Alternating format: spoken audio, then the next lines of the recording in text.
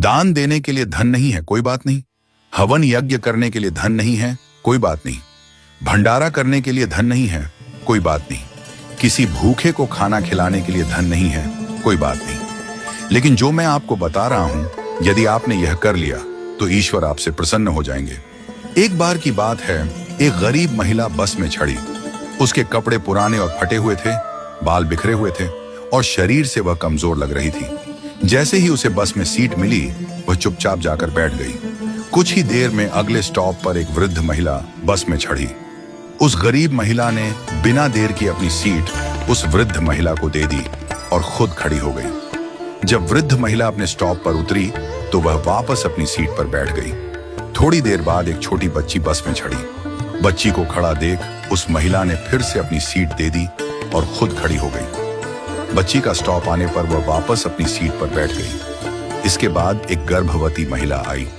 इस बार भी गरीब महिला ने बिना सोचे समझे अपनी सीट दे दी और खड़ी रही। गर्भवती महिला के उतरने पर वह फिर से अपनी सीट पर बैठ गई। थोड़ी देर बाद एक सामान्य महिला बस में चढ़ी। वह न वृद्ध थी, न बच्ची, न गर्भवती, पूरी तरह स्वस्थ लग रही थी। फिर भी गरीब महिला ने अपनी सीट छोड़ दी और उस महिला को बैठा दिया। यह सब देखकर बस में बैठी एक अन्य महिला, जो एक अध्यापिका थी, बहुत आश्चर्यचकित हुई।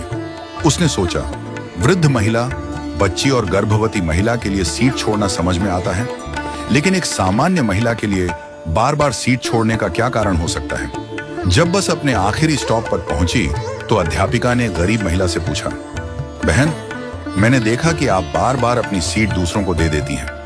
आपका भी उतना ही हक है सीट पर बैठने का, फिर आप क्यों खड़ी हो जाती हैं?